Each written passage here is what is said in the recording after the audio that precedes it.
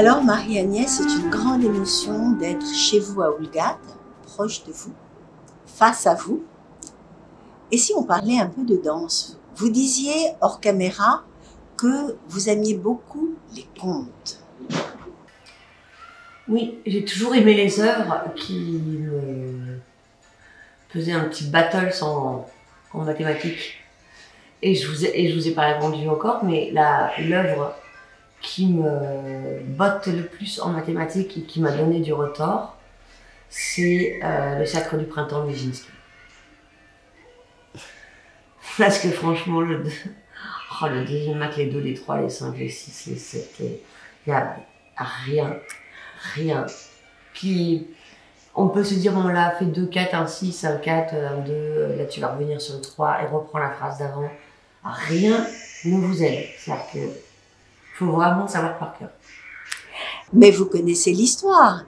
Elle dit que les danseurs étaient complètement perdus, que c'était le chaos sur scène, paraît-il.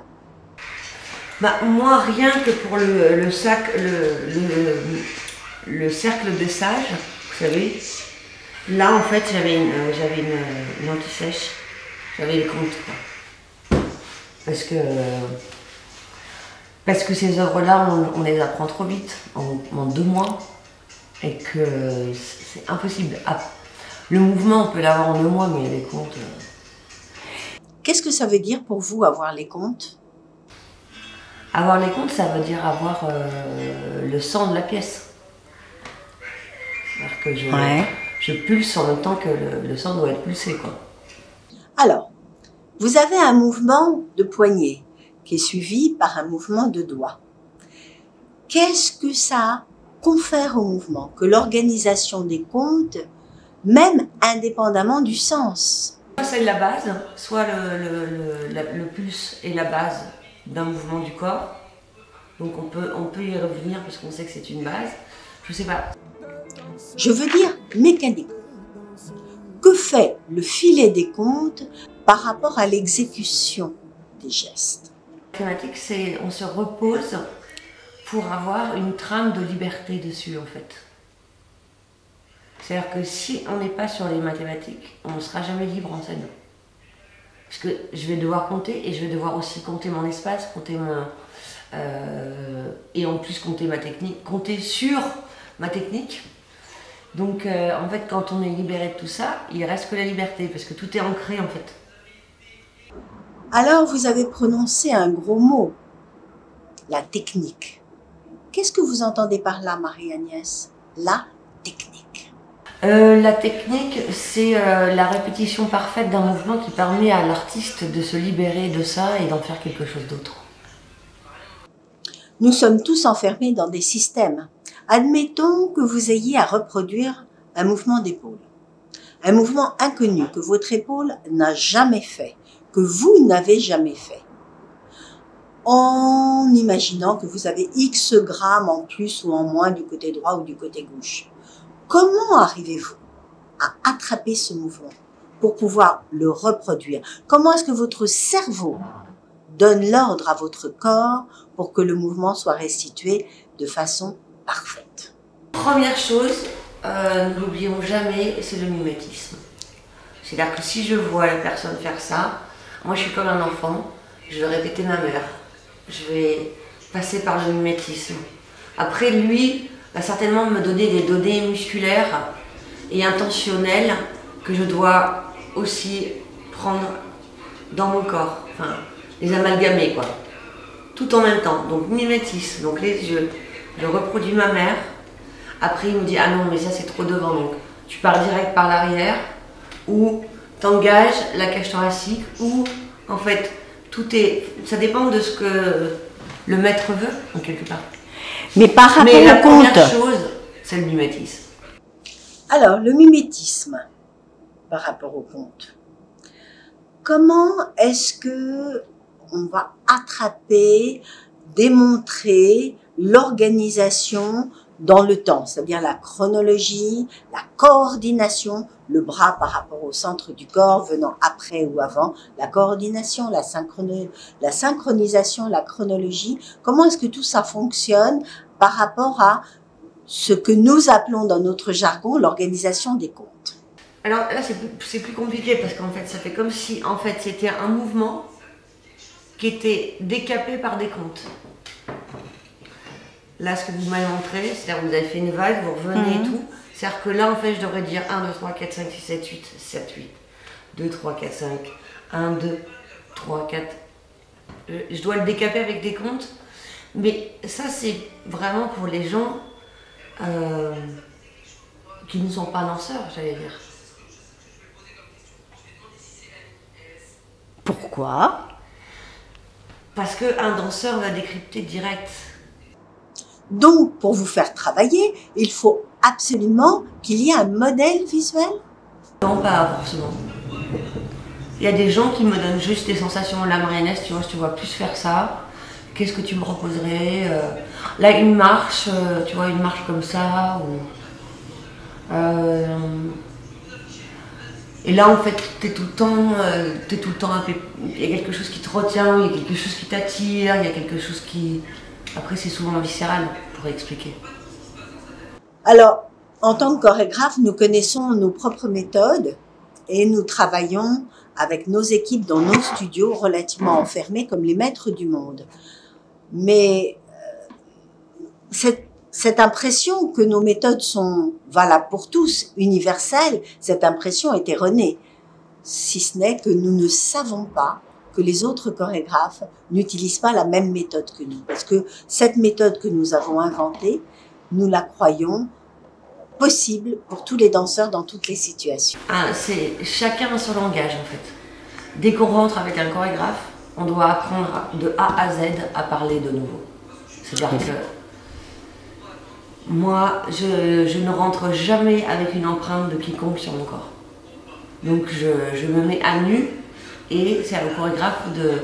Et c'est ça qui est difficile et c'est pour ça peut-être que j'ai été autant choisie par les chorégraphes. C'est que c'est une épreuve, ça c'est sûr. C'est un long chemin, c'est vraiment un long chemin. Mais en même temps, je parlerai une autre langue en sortant. Et ça me fait plaisir. Vous êtes extrêmement réceptive. Ouais. J'avais fait un spectacle à l'opéra il y a fort longtemps puisque c'était l'époque du GRCOP. Et dans l'équipe de danseurs, il y avait un danseur qui correspondait parfaitement à cette plasticité dont vous parlez, cette réceptivité, et c'était Jean-Christophe Paré. Je lui ai parlé il n'y a pas longtemps. Et vous pouvez croire, je lui ai parlé il n'y a pas longtemps. C'est drôle. Et donc... J'étais dans la rue, il m'a arrêté. Il me dit, Marie-Agnès. Il me dit, mais t'es... Alors qu'on est d'une génération, c'est pareil. Oui, complètement. Il me dit, mais toi, quand je t'ai vu, mais direct... Toi, t'aurais été GRCOP Opéra de Paris, donc on aurait été dans la merde. Tu t'en foutais. Quelle danse, si ton aspérité était contemporaine ou était classique. Non, moi j'aime les deux. J'aime les deux.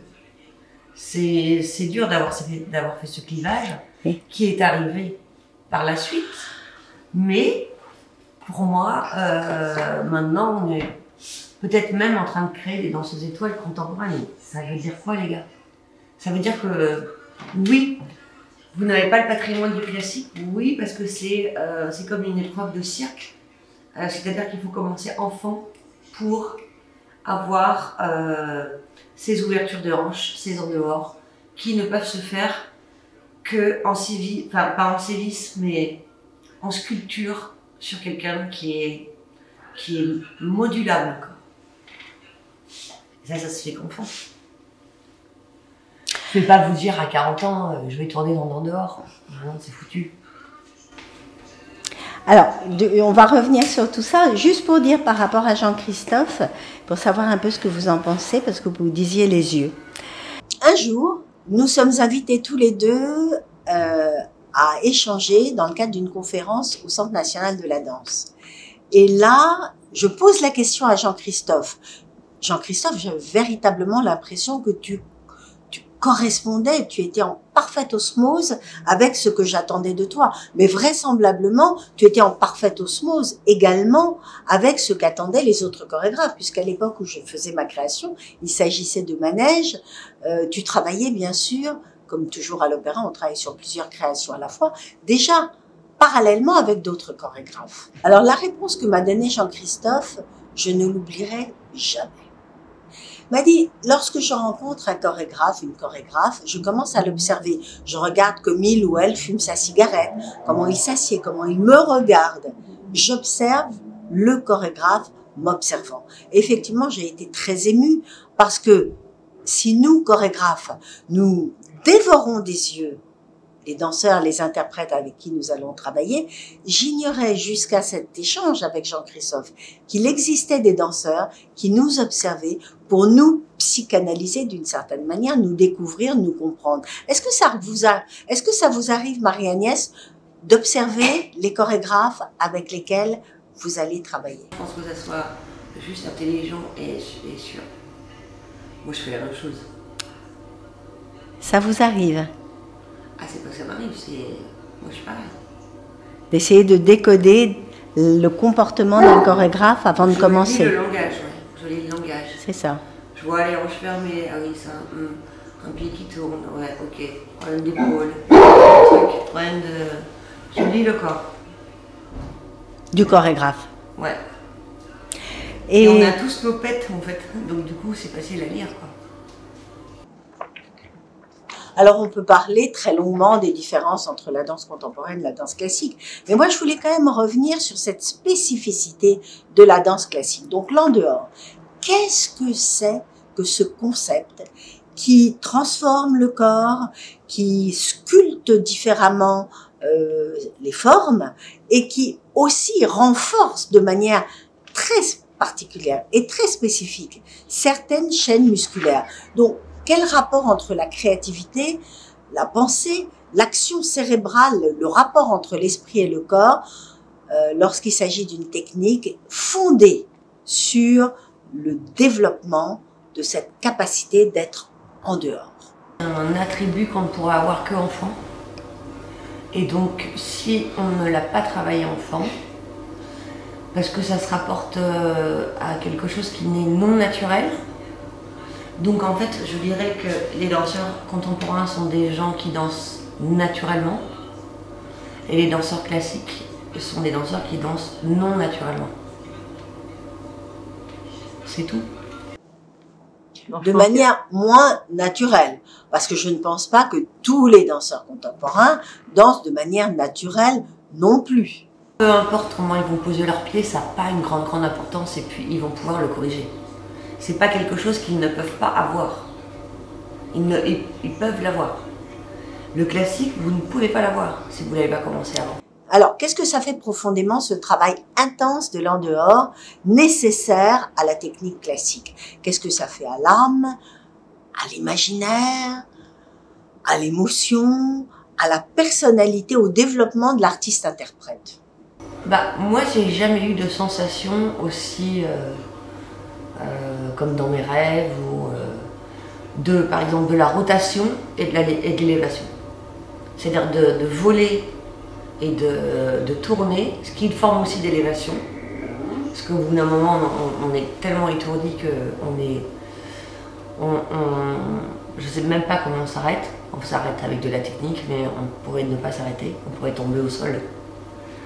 Ce sont des sensations qui n'existent pas dans le contemporain, j'ai l'impression. Évidemment, c'est pas du tout le même combat. Mais qu'est-ce que ça vous a apporté à vous, Marie-Agnès, qui vous êtes distinguée comme étoile à travers des rôles finalement appartenant davantage au répertoire contemporain, même si vous êtes une technicienne capable de danser les pavés techniques de Raimunda ou d'un certain nombre de chorégraphies redoutables pour les danseurs classiques. Moi, personnellement, je suis une piètre danseuse dans la mesure où tous les jours, je cogne contre l'énigme de l'en dehors, contre cette difficulté. Je n'arrive pas à la dépasser. Et d'ailleurs, cette difficulté, c'est ce qui m'amène à renouveler à peu près tous les 5-6 ans mon regard sur la technique. Et tous les jours, je construis un tout petit peu la différence d'interprétation de cette notion d'en dehors. Et ça fonde l'avancée de mon travail technique. Moi, j'adore apprendre la technique classique à des amateurs. Il y avait des chorégraphes, pour ne citer Daniel Larieux, il me dit bon, je prends un cours de classique avec toi, mais je fais que la barre, Marie-Agnès, parce que ça va être trop dur. Et en fait, j'apprends la danse classique comme, comme un jeu, comme une partie de soi, comme et en fait, c'est juste que la danse classique, elle avait été aussi archivée et arc-boutée par des maîtres qui étaient trop durs. Donc du coup, en fait, c'est vrai qu'on était un peu plus dégoûtés. Parce que ça donnait des sévices, enfin, j'emploie souvent ce mot-là, mais... Alors que si on apprend le classique pour tous, je vous assure que c'est beaucoup plus drôle.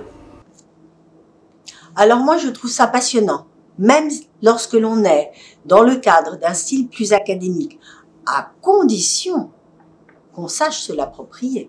Je fais une barre tous les jours. Bon, là, je suis accrochée à mes cuisines. Je mets l'ordinateur en face et je fais travailler des jeunes que j'adore à l'opéra. Et même par caméra, quand je suis là. Mais non, ta jambe tourne. Non, là, tu plies ton bassin.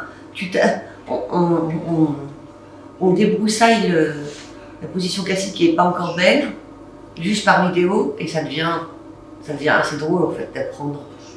Enfin, c'est un nouveau registre aussi, la danse de confinement, quoi. Alors vous avez fait vos classes à l'école de l'Opéra de Paris. Qui est-ce qui dirigeait l'école à cette période? Claude Bessy. Marie-Agnès, vous avez fait partie de cette génération formée par Claude Bessy. Une légende, cette période Claude Bessy, une légende, la façon de diriger l'école de Claude Bessy. Qu'est-ce que vous auriez à en dire? Je n'aurais pas pu appartenir à une autre vague. Parce que Claude Bessy était quelqu'un qui avait l'esprit très très ouvert, avec une grosse personnalité, donc elle pouvait supporter des grosses personnalités. Et puis c'était aussi quelqu'un d'avant-gardiste. Elle faisait des comédies musicales, elle s'en foutait, elle se barrait à Broadway, elle faisait des trucs et tout. La génération d'étoiles que j'ai eu devant les yeux, c'était pas totalement ça, quoi. C'était la génération de Rief, quoi. Alors c'était quand même, je pense, extrêmement difficile tous les jours de se mesurer avec soi-même et d'essayer d'atteindre l'excellence, une excellence plus grande le jour suivant que le jour d'avant. Qu'est-ce que vous avez à dire par rapport à ce combat que la petite fille que vous étiez avait à mener avec elle-même? Moi, c'était vraiment, pour moi, c'était que du bonheur, parce que j'étais dans l'école où j'allais danser tous les jours, donc c'est ça que je voulais faire. Moi, je voulais danser tous les jours. Après, j'ai eu des profs qui m'ont ramené la tête sur terre, quoi. Parce que moi, j'étais quelqu'un de complètement aérien, donc ça ne pouvait pas se passer comme ça, quoi. Aérien? La tête dans les étoiles pour y arriver? Ouais. Sans le vouloir, j'étais comme ça. Alors, le rapport à l'en dehors, quelque chose de très profond, très intense, très enraciné, loin à l'intérieur du corps, ou finalement pas tant que ça. Quelque chose qui permet de reproduire des formes. Quelque chose de l'ordre de la reproduction des formes. Alors, la première chose que je remarque dans l'en dehors, c'est la position des morts. Vous savez, la position des morts, ils ont les pieds comme ça. Il y en a qui ont les pieds comme ça. Hein. C'est quand même aussi un pouvoir anatomique. C'est pas non plus un effort musculaire. Un effort musculaire. C'est-à-dire que moi, mon fils, il dort les pieds comme ça. Et quand je vois... Vous lui avez inculqué. Non, mais par exemple, quand je vois les chanteurs dans les grands opéras qui sont morts, et qui ont les pieds comme ça, flex, droit, raide comme des i, je dis non, mais vous êtes sûr que vous mourriez comme ça? Il y a quand même un espèce de relâchement. Alors bien sûr, je veux bien entendre qu'on n'est absolument pas en dehors et qu'on garde ce parallélisme, mais non, effectivement, vous regarderez dans la rue, il y en a qui marchent en dehors, il y en a qui ne marchent pas en dehors. Enfin, ceux qui marchent en dehors, c'est quand même le potentiel des danseurs en dehors, et pas le contraire. Donc pour vous, l'en dehors, ce n'est pas un très gros effort? ce n'est pas un combat. Non, c'est un atout quand même physique qu'on a par rapport... Mais regardez les singes aussi, ils marchent plus en dehors que nous. Ah, j'ai pas vu. Ouais. Ah ouais. Les singes marchent avec les pieds ouverts. En fait, ils marchent pas du tout dans l'en-dedans. Ils Et n'ont donc, pas du tout de contrôle. Enfin, après, je sais pas, vous allez me dire, ah oui, mais j'ai vu ce singe-là, il est très longtemps. Voilà, regardez quand même une pose de pied, vous allez voir, c'est pas en dedans. vous avez un rapport, somme toute, assez simple à cette position et à ce travail. Moi, je l'avais d'instinct. Je l'avais d'instinct, et puis l'en dehors, c'est pas juste nécessaire, il faut aussi l'ouverture des bas de jambes et l'ouverture des cuisses. Ça, c'est plus naturel, l'ouverture. Ce qu'on appelle l'en dehors, c'est ce travail musculaire, non? Moi, je pense que c'est beaucoup plus dur d'avoir un en dehors du bas de jambe qu'une ouverture. Mais c'est ça. C'est un peu de ça dont je parle, moi. Bah oui, c'est de cette spirale du pied. Ça ne devient pas de l'en dehors, ça devient de l'ouverture du genou. C'est-à-dire que c'est cette partie-là. Oui, oui. Mais c'est peut-être, on ne s'est pas tout à fait compris. C'est vrai que l'ouverture des hanches, c'est une chose qui peut être facilitée par l'anatomie. L'ouverture des hanches, c'est l'en dehors. L'ouverture du bas de jambe, ça va vraiment faire le peaufinement de l'en dehors. C'est-à-dire qu'on peut être en dehors avec les bas de jambes fermés. Complètement. Et ça ne peut pas faire un bon danseur. Non. Parce que la chaîne, c'est là qu'elle prend racine, si je puis dire. Le chêne de la chaîne du chêne prend racine au niveau du pied. Et là, ça demande quand même une vraie concentration, ce travail-là. Moi, je dis, enfin, ouais, mais quand même, le tibia est... alors, le genou, à ne pas traiter, à ne pas surbooster, mais le bas de jambe est une partie du corps qui est assez malléable, en fait. Assez malléable parce qu'on peut se rendre compte que, suivant les formules dont on est, comment on est assis, comment on se tient, comment on est debout, on peut déformer son bas de jambe. Les Japonais déforment leur bas de jambe parce qu'ils sont assis en tailleur. Il y a plein d'autres... Plus que la tête du fémur en fait, peut bouger dans la... Ouais, plus que les hanches. Donc tout ce qui représente pour tant de petites filles et tant de danseurs, futurs danseurs, danseurs accomplis, un travail quotidien douloureux, ça n'a pas été un combat pour vous? Non. Je suis prise de court. Je voulais évoquer cette concentration nécessaire pour répondre aux exigences de l'en dehors, et il semblerait que pour vous, les choses se soient faites comme ça. C'est assez déconcertant. On part toujours dans la sensation pour vraiment l'imaginer. Alors je suis réellement prise de court, parce que vous dites que vous reproduisez simplement en regardant, comme par magie. C'est incroyable. Revenons peut-être à cette question de la légèreté que vous avez évoquée. Quel rapport y aurait-il avec l'acquisition de cette qualité, donc de légèreté de la ballerine romantique, somme toute, cette espèce de côté aérien, et le travail de la spirale, et éventuellement la tension musculaire? Mais là, on va passer dans un attrait qui est très personnel. C'est que moi, j'ai toujours eu une spirale à moi, ce qui diffère des autres danseurs classiques. Parce que moi, comme j'ai une double scoliose, j'ai une spirale en moi naturelle. Donc, je ne connais pas de danseur avec autant de scoliose et autant de gibbosité. Après, je connais vraiment ce qu'on appelle les bossus, les danseurs bossus. Mais donc, c'est qu'une simple scoliose. Quand on est deux, en fait, ça fait des spirales. La scoliose, la double scoliose, qui est la vôtre encore aujourd'hui, est-ce qu'elle a été diagnostiquée avant l'entrée à l'opéra? Est-ce que vous avez un souvenir par rapport à ça? En même temps. En même temps. Est-ce que vous aviez déjà un rapport au corps intense? Oui. Déjà. Ouais. Très physique. Ouais. Souvenir par rapport à cette période? Souvenir de quoi? Je sais pas, de douleur, de prise de conscience, d'accident, de... Non. Je pense que ce qui m'a le plus humiliée dans ma vie, c'est de faire un corset, en fait. De m'enfermer dans un plâtre et de me scier derrière. Et ça va devenir une enveloppe qui va devoir me contenir pendant le reste de ma vie. Ça, c'est dur. Jusqu'à quel âge vous l'avez porté, le corset? J'en ai de nouveau. J'ai de nouveau des corsets.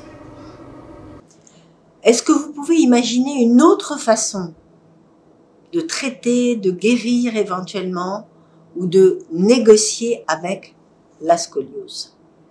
Ouais, je pense, mais je pense que dans cette sphère-là, on est quand même très très à la bourre. Et puis, ce que je comprends, parce qu'il y a des formations physiques, ça ne fait de nous que des tares. Ça ne fait pas... On ne va pas en mourir. Même si j'ai un poumon qui fait 80% de moins, parce qu'il n'a pas pu grandir, et l'autre qui en fait... Ma capacité pulmonaire est quand même à 120% plus que la normale. À cause grâce à la danse. Grâce à la danse. Et la cigarette. Et grâce à la cigarette. Et donc on pourra toujours me dire que la danse a été néfaste, ce que je rejette totalement en fait. Et la cigarette, bien sûr. Et voilà. Je pense qu'on peut faire ce qu'on veut avec son corps. Mais il faut vraiment bien comprendre les cartes qu'on a en main, en fait. Marie-Agnès, est-ce que vous réfléchissez beaucoup? Est-ce que c'est grâce à la réflexion quotidienne que vous avez fait progresser votre technique? Forcément, parce que moi, je dois expliquer pourquoi je passe cette difficulté technique. Vous avez travaillé, tout le monde s'en souvient, c'est absolument... inscrit dans toutes les mémoires, vous avez travaillé avec Pina Bausch. Ça se passait comment avec Pina?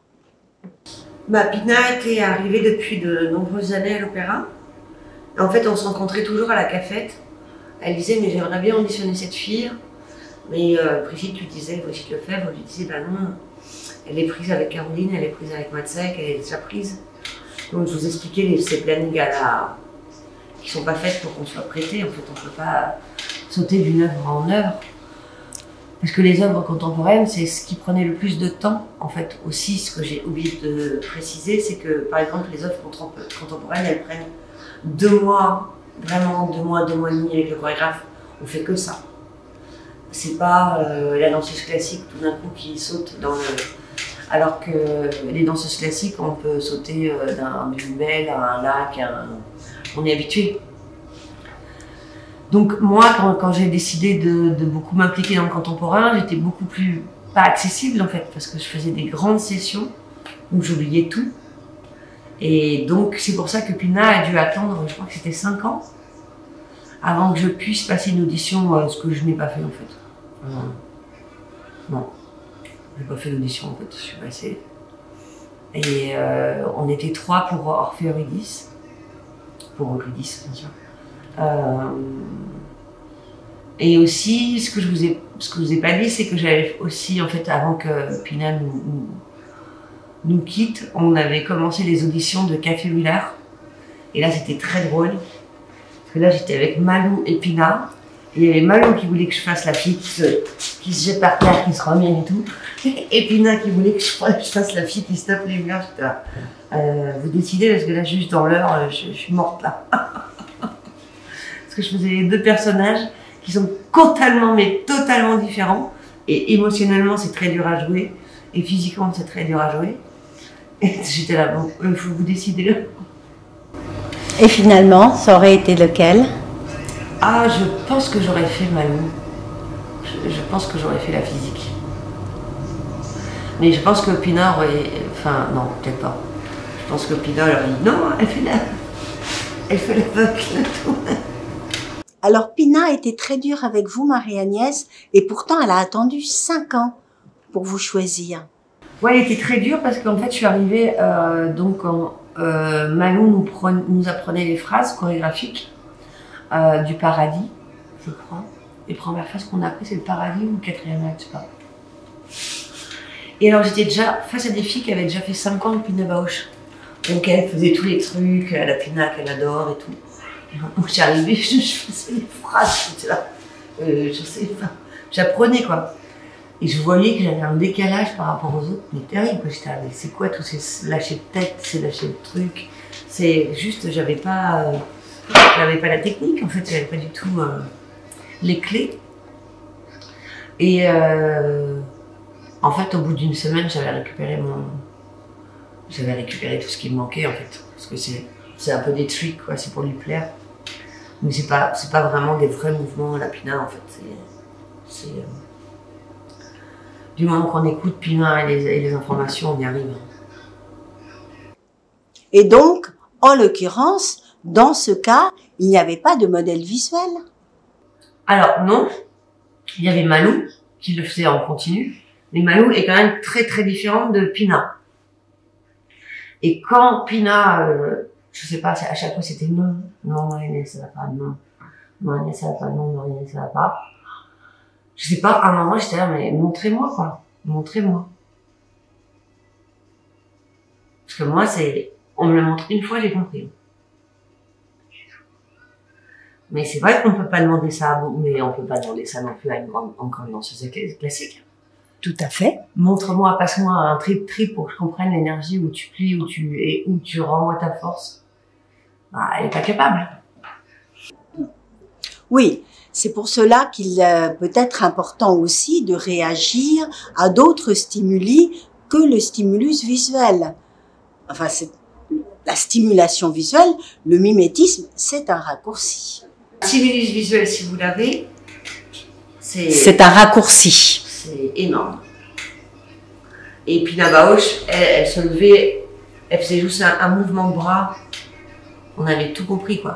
Déjà, sa longue main, sa façon de toucher, c'est pas pareil que, je sais pas, quelqu'un qui va vous le faire, c'est pas du tout pareil, quoi. Alors, Marie-Agnès, on a beaucoup parlé des jambes, évidemment. Est-ce que nous pourrions parler de ce que l'on considère être le buste, c'est-à-dire non pas le squelette, la cage thoracique, la ceinture scapulaire, le bassin, mais à l'intérieur du corps, il y a une sorte de volume. Est-ce que vous pourriez nous parler de ce qui se passe au sein, au plus profond du corps? Le buste, pour moi, c'est mon corset. C'est l'endroit qui a été bloqué et qui a été plâtré pendant de nombreuses années. Et de là à là, en fait, c'est l'endroit, c'est la partie du corps la plus importante et la plus puissante, en fait. Donc, moi, j'avais pas la chance de pouvoir bouger souvent. Mais en tout cas, il faut pas oublier que c'est là où aussi on fait des enfants. C'est pas pour rien. On la fait pas dans la cuisse, hein. Je veux bien qu'il y ait des histoires, mais pour moi, c'est vraiment toute la force sort de là, en fait. C'est juste, on diffuse aux êtres. Enfin, c'est même pas des êtres, c'est juste.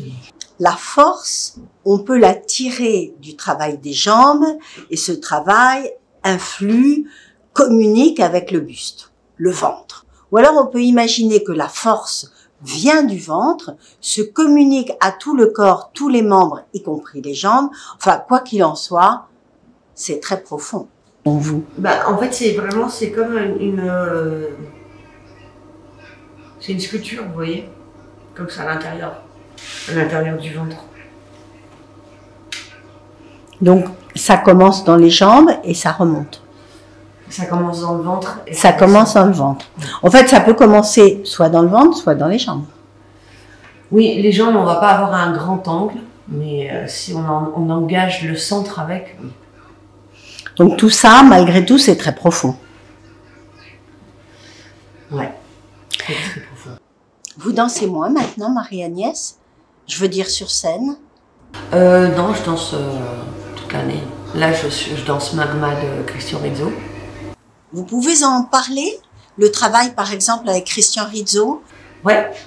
En fait, c'est vraiment à voir. C'est vraiment un prototype à part. C'est la rencontre d'un danseur de flamenco et une danseuse classique. Le feu qui est en nous, c'est drôle. Moi, je suis plus douce. Et lui,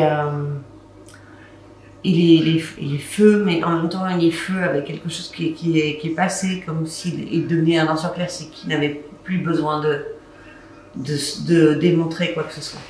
Tout est en lui. C'est pas un flamenco Démonstratif. démonstratif. Oui, j'ai vu quelques extraits de la pièce, mais en dehors de cette pièce, vos travaux récents. Alors après, sinon j'avais une carte blanche à l'année à la scène musicale. Où là, je fais Vous l'avez toujours? Oui, mais là, du coup, elle est avec le confinement, elle est. Vous avez fait de la danse africaine? Oui, un petit peu. C'est surtout comme, en fait, j'aime beaucoup suivre le mouvement, moi, en fait. Donc, en fait, les Africains, ils sont très dans le mimétisme. Donc on peut suivre parce que eux, ils vont pas. Eux, ils le font vraiment. C'est pas du tout. Pense à faire ça. On peut vraiment les suivre physiquement. D'accord. J'ai joué dans le Podane, je faisais la reine. Ah oui! Ça vous irait très bien, ça. Enfin, ça a dû vous aller très bien.